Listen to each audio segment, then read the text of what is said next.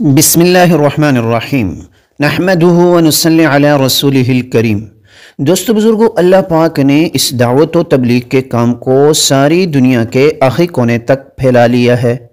حضرت جی مولانا یوسف صاحب رحمہ اللہ تعالی کے پاس ایک آدمی مرکز نظام الدین تشریف لایا اور حضرت جی کو مشورہ دینے لگا کہ آپ فلاں شخص کو دعوت دیجئے جس کی وجہ سے چند شخص مزید تیار ہو جائیں گے اور یہ کام حضرت جی خوب پھلے گا پھولے گا۔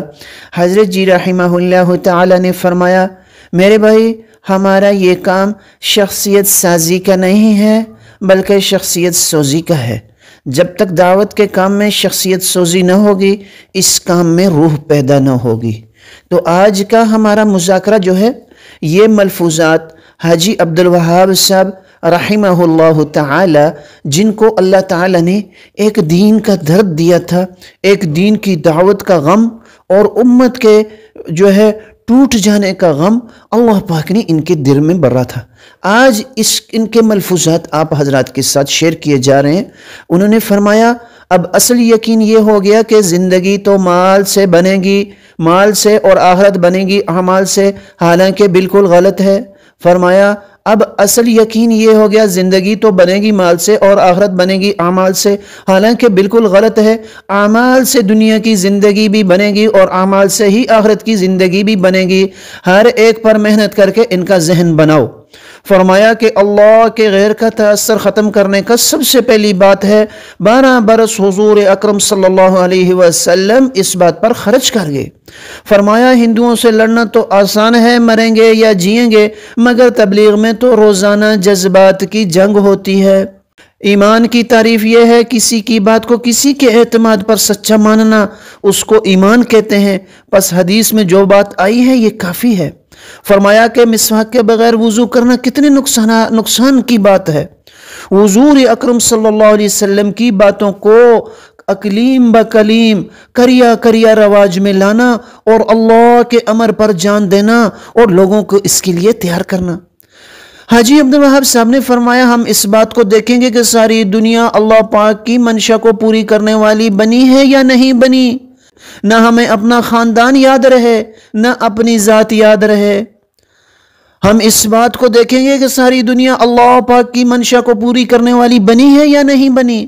فرمایا، ہم رائے ونڈ میں جتنے پڑھے ہیں ہمیں فکر ہی نہیں ہے کہ اللہ تعالیٰ کی ذات عالی کے ساتھ ہمارا تعلق کیسے جڑے۔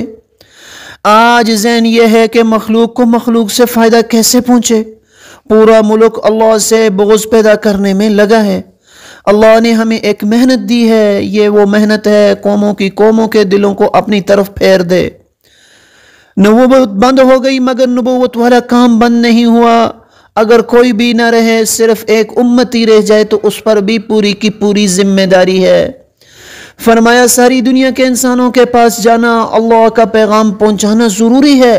ساری دنیا کے بچے کے پاس اللہ اور اس کے رسول کا پیغام پہنچانا ہم سب کی ذمہ داری ہے۔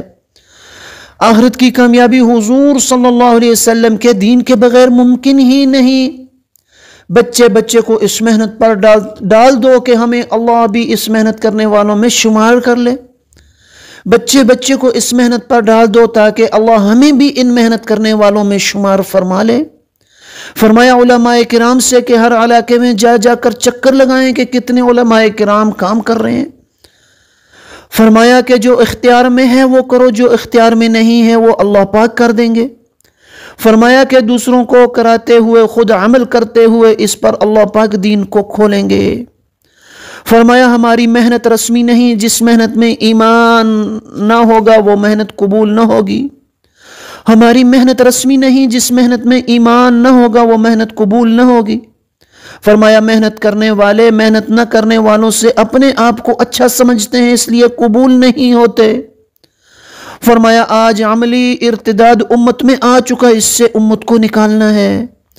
فرمایا، مولانا یوسف صاحب نے فرمایا، 4 ماہ نقل و حرکت کرو، 4 ماہ اپنی مسجد اور 4 ماہ کاروبار کے لیے ہوں۔ قرآن پاک میں وہ مثالیں دی گئی ہیں جن کا دہریہ بھی انکار نہیں کر سکتا۔ صحابہ کرام کا مزاج یہ تھا کہ قربانیاں پوری دو اور دنیا میں کچھ نہ لو۔ آپ حضرات تو پوری دنیا کے رخ کو پھیرنے کے لیے آئے ہیں، امت کو مقصد پر لانا ہمارا مقصد ہے۔ تجارت سے پلنے کا یقین رکھنا بھی شرک ہے۔ دنیا اس بات کو ہے کہ کتنا مجمع کام پر آیا اور کتنا نہیں آیا، دیکھنا اس بات کو ہے کہ کتنا مجمع کام پر آیا اور کتنا کام پر نہیں آیا۔ فرمایا تبلیغ کے معمولات کو دیکھو کہ کس کس عمل میں کمی آ رہی ہے، اور عمل میں معمولات کو پورا کرو، خود بھی پورا کرنا، دوسروں کو بھی ترغیب دینا۔ فرمایا ہمارا سارے کا سارا کام الہامی ہے، خود کرتے ہوئے دوسروں کو تیار نہیں کرتے، اگر دوسروں کو تیار کرتے ہیں تو خود نہیں کرتے۔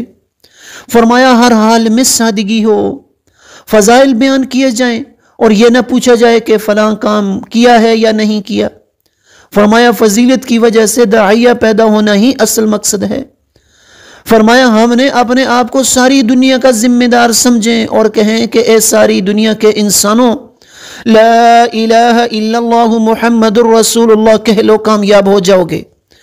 آج کی ہماری اس دعوت کا مقصد بھی یہ ہے کہ یہ ہماری آواز ساری دنیا کے آخری کونے پر بسنے والے انسان تک پہنچ جائے کہ اے انسان، لا الہ الا اللہ محمد الرسول اللہ پڑھ لے تو کامیاب ہو جائے گا۔ اس آواز کا مقصد یہی ہے، ان باتوں کو شیئر کرنے کا مقصد یہی ہے کہ ساری کی ساری دنیا کی انسانیت جہنم سے بچ کر جنت میں جانے والی بن جائے۔ یہ فکر میرے اندر بھی پیدا ہو جائے اور سارے کے سارے مسلمانوں کے اندر بھی پیدا ہو جائے۔ یہ مقصد ہے دعوت و تبلیغ کا، اور یہ مقصد ہے دعوت و تبلیغ کا، اور یہ کام ہے دعوت و تبلیغ کا۔ یہ میری بھی ذمہ داری ہے اور ہر اس مسلمان کی ذمہ داری ہے جس نے لا الہ الا اللہ محمد الرسول اللہ پڑھا۔ اس کام کو اپنا مقصد بنانا، اس کام کو اپنا اوڑھنا اور بچھونا بنانا، جو آدمی اس کو اپنا مقصد بنائے گا، اللہ پاک اس کو دنیا میں بھی عزتیں عطا فرمائیں گے اور آخرت میں بھی بڑی عزتوں والا ہوگا۔ تو اس کے لیے انشاءاللہ العزیز میں بھی تیار ہوں، آپ حضرات بھی ارادے فرمائیں۔